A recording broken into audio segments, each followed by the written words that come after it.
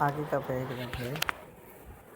यह सही है कि इन दिनों कुछ ऐसा माहौल बना है कि ईमानदारी से मेहनत करके जीविका चलाने वाले निरीह और भोले भाले श्रमजीवी पिस रहे हैं और झूठ तथा फरेब का रोजगार करने वाले फल फूल रहे हैं। ईमानदार को मूर्खता का पर्याय समझा जाने लगा है।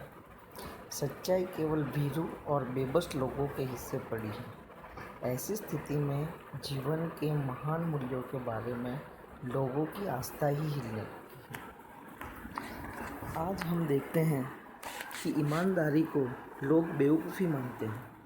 एक ज़माना था कि सबसे ज़्यादा इज्जत पूरे समाज में ईमानदार लोगों की होती थी, लेकिन आज के ज़माने में बेईमानी को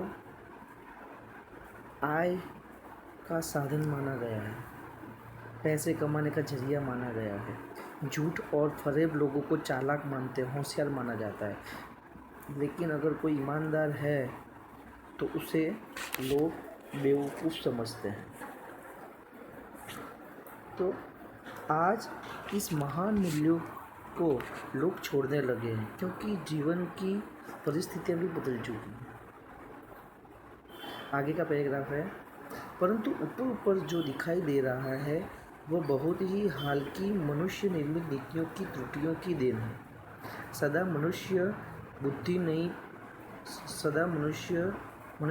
नई परिस्थितियों का सामना करने के लिए नए सामाजिक विधि निषेधों को बनाती है। उनके ठीक साबित न होने पर उन्हें बदलती है। नियम कानून सबके लिए बनाए जाते हैं, पर सबके लिए कभी कभी एक ही नियम सुखकर नहीं होते। सामाजिक कायदे कानून कभी युग युग से परीक्षित आदर्शों से टकराते हैं। इससे ऊपरी सतह आलोड़ित भी होती है, पहले भी हुआ है, आगे भी होगा। उसे देखकर हताश हो जाना ठीक नहीं। इस पैराग्राफ में लेखक ईमानदारी की सकारात्मकता बता रहे हैं और ये कह रहे हैं कि कई बार ऐसा समय आता है कि जो हमारे नीति मूल्य हैं, जो नैतिक मूल्य हैं, उसका पतन होने लगता है। क्यों? क्योंकि उस समाज के अंदर लोगों में झूठ और फरेब ऊपरी सतह पर इतना बढ़ जाता है कि उसके पीछे ईमानदारी और सच्चाई छिप जाती है। जिस तरह आसमान के अंदर जब बादल आते हैं तो चांद या सूरज छुप जाता है, लेकिन वो थोड़े समय के लिए होता है। जैसे ही बादल छटते हैं तो चांद और सूरज वापस अपनी रोशनी पृथ्वी पर छोड़ने लगते हैं। तो इसी तरह बेईमानी का भी होता है, झूठ का भी होता है, फरेब का भी होता है और एक समय बाद वापस ईमानदारी, सच्चाई, सत्य, ये सारी चीज़ें वापस आ जाती हैं। आगे तीसरे पैराग्राफ में कहते हैं लेखक, भारतवर्ष ने कभी भी भौतिक वस्तुओं के संग्रह को बहुत अधिक महत्व नहीं दिया है। उसकी दृष्टि से मनुष्य के भीतर जो महान आंतरिक तत्व स्थिर भाव से बैठा हुआ है वही चरम और परम है। लोभ, मोह, काम, क्रोध आदि विकार मनुष्य में स्वाभाविक रूप से विद्यमान रहता है। ये अंडरलाइन करना परीक्षा में पूछा जाता है। पर उन्हें प्रधान शक्ति मान लेना और अपने मन में, यहाँ इतनी की हम चर्चा करेंगे, तो ये सारी चीज़ें हैं वो भारतवर्ष के अंदर भारतीय संस्कृति में इतना महत्व नहीं दिया। यहाँ पे बताया गया है कि लोभ है, मोह है, काम है, क्रोध, ये सारे विकार हैं और मनुष्य के अंदर स्वाभाविक रूप से विद्यमान रहते ही हैं और यथा परिस्थिति में वो पैदा होते हैं, बाहर आते हैं। लेकिन साथ में सच्चाई, ईमानदारी, प्रामाणिकता, दया, ये सारे गुण भी विद्यमान हैं। तो हमें हताश होने की ज़रूरत नहीं है। आगे का पैराग्राफ है, तथा बुद्धि को उन्हीं के इशारे पर छोड़ देना बहुत निकृष्ट आचरण है। भारतवर्ष ने कभी भी उन्हें उचित नहीं माना। उन्हें सदा संयम के बंधन से बांध कर रखने का प्रयत्न किया, परंतु भूख की उपेक्षा नहीं की जा सकती, बीमार के लिए दवा की उपेक्षा नहीं की जा सकती। गुमराह को ठीक रास्ते पर ले जाने के उपायों की उपेक्षा नहीं की जा सकती। तो इस पैराग्राफ में आगे हमने देखा था कि जो मनुष्य के जो विकार हैं उनको इंसान के अंदर विद्यमान तो है ही, लेकिन उस पर छोड़ देना उचित नहीं।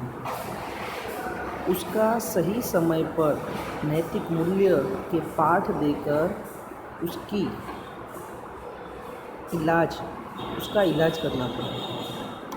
भारतवर्ष ने ये कभी ठीक नहीं समझा कि भाई भूख लगी है तो उसको भूखा छोड़ दो, मरने छोड़ दो। नहीं, भूख की उपेक्षा नहीं की जा सकती, क्योंकि वो तो सहज क्रिया है। इंसान को क्रोध तो आने वाला ही है, धन देखकर उसको लोभ तो होने वाला ही, अप्रामाणिकता पे भी जाने वाला है, लेकिन उसको उस हाल पे छोड़ देना बहुत ही गलत चीज़ है। उसका हमें ठीक से उपाय करना पड़ेगा। और आगे पैराग्राफ में कहते हैं सर लेखक, हुआ यह है कि इस देश के कोटि कोटि दरिद्र जनों की हीन अवस्था को दूर करने के लिए ऐसे अनेक कायदे कानून बनाए गए। और देखो कि जो अप्रामाणिक है, चोरी कर रहा है, तो उसके लिए देश के अंदर बहुत सारे नीति नियम कायदे कानून हैं। और अगर हम देश के कानून की न्यायतंत्र की बात साइड में करें तो जिस धर्म के अंदर वो पैदा हुआ, जिस धर्म को मानने वाला है, उस धर्म के भी नीति नियम है, कानून है। और इस कानून के जरिए हम उनके जो विकार है उस पर नियंत्रण ला सकते हैं। और आगे वो कहते हैं, जो कृषि, उद्योग, वाणिज्य, शिक्षा और स्वास्थ्य की स्थिति को अधिक उन्नत और सुचारू बनाने के लक्ष्य से प्रेरित है, परंतु जिन लोगों को इन कार्यों में लगना है उनका मन हर समय पवित्र नहीं है ना।